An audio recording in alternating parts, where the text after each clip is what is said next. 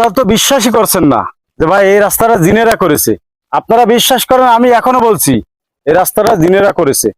আমি ছোটবেলার থেকে শুনে আসছি আমাদের চাচাদের দাদাদের মুখ থেকে। দাদার বয়স ছিল প্রায় 120 বছর। আমার এক চাচার বয়সই ছিল 120 বছর, উনি কিছুদিন আগে মারা গেছে।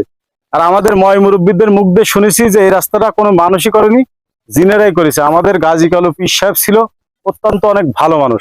উনি পীর সাহেব, উনি আল্লাহর একজন খাস বান্দা ওলি ছিলেন। উনার নেতৃত্বে জিনেরা এই রাস্তাটা করেছে। কিন্তু রাস্তাটা করার পরে ভাই আমাদের উপকারই হয়েছে। আপনারা হয়তো অনেকেই বিশ্বাস করবেন না। বিশ্বাস না হলে আপনারা সরজমিনে আসতে পারেন। জিগরগাছা থানা, যশোর জেলা।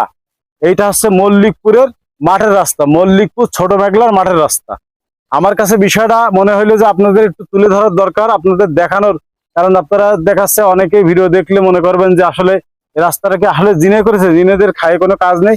ভাই জিনেরা কিন্তু ভালো জিন, ভালো জিনেরা কিন্তু মানুষের কথা অনেক সময় মানসিক কথা চিন্তা করে। ওরা যারা ভালো জিন তারা কোনোদিন মানুষের মতো, যারা ভালো তারা ভালো, তাদের ভালোই বলতে হয়। এই রাস্তাটা করার পরে কিন্তু আমাদের অনেক উপকারে আসছে। যেরকম এই মাঠের থেকে অনেক অনেক মানুষ ধান নিয়ে যেতে অনেক সুবিধা হয়ে যায়। কিন্তু আগে তো নিয়ে যেতে গেলে মনে করেন মাথায় করে বই নিয়ে যাই, বই নিয়ে যাওয়া লাগতো। কিন্তু সেই সেই সেই জায়গাতে তো অনেক মানুষ বেঁচেছে নাকি।